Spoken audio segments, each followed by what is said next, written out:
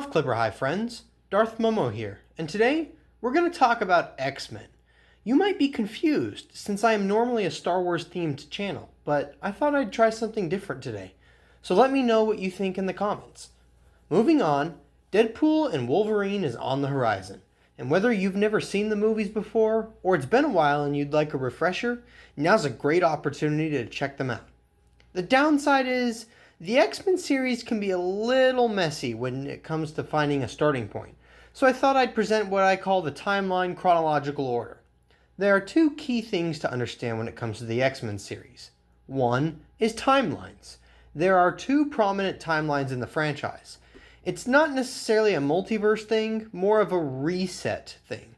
Think more along the lines of Back to the Future as opposed to the MCU.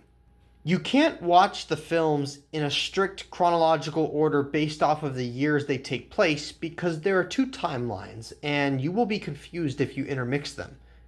The other thing to note is regarding continuity. It's no secret to fans of the franchise that the continuity of these films is kind of sloppy.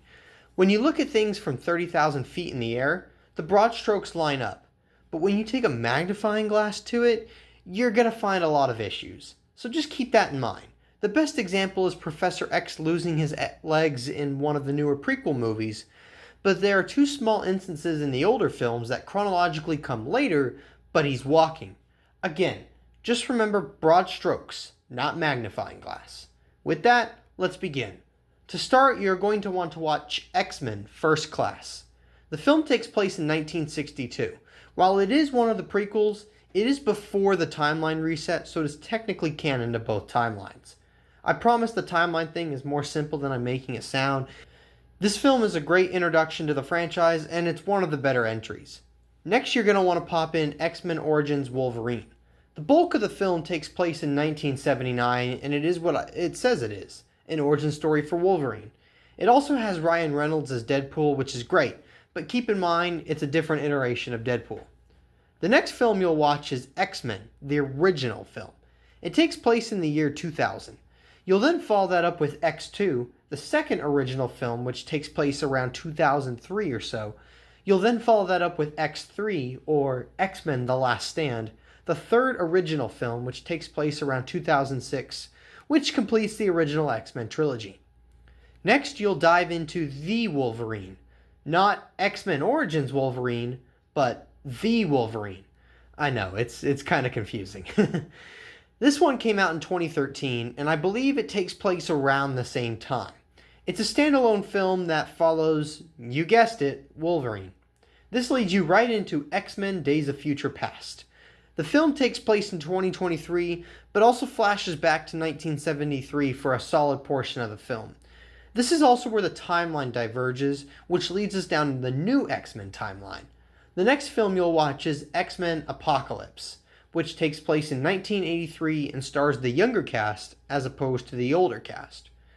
The next film you'll watch is the final film with the young X-Men cast, X-Men Dark Phoenix, which takes place in 1992.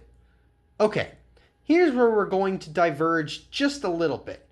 Technically speaking, chronologically moving forward would be Deadpool, which takes place in 2016, Deadpool 2, which takes place in 2018, The New Mutants, which takes place in 2020, and then Logan, which takes place in 2029. One problem though. Deadpool 2 came out after Logan, and since Deadpool is a character who breaks the fourth wall, he discusses some pretty big spoilers from Logan. So if you've seen the films before, or you know about the big spoilers from Logan, go ahead and follow this chronological order.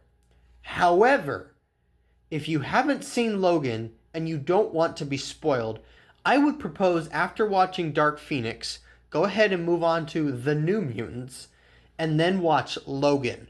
Wolverine isn't in the first two Deadpools, and the first two Deadpools are very much standalone and almost work separately from the X-Men series. So by watching this way, you wrap up the X-Men storyline and finish off Wolverine's story to date with Logan, and then move on to the two Deadpool films, which will lead you right into the third Deadpool film that also happens to have Wolverine in it. You can always watch them in release order if you really want to, But I know some people don't like the bouncing around, so I think this viewing order makes it simpler. This is how I first watched X-Men, and a buddy of mine did it this way as well. The only other thing I'll mention too is most of the films have end credit scenes, so don't forget to watch those because most of them are pretty crucial. Also, all the films are currently available on Disney+, even the rated R films Logan, Deadpool 1 and 2. Otherwise, thank you for joining in, and remember, just because someone stumbles and loses their way, it does not mean they are lost forever. Thanks for watching.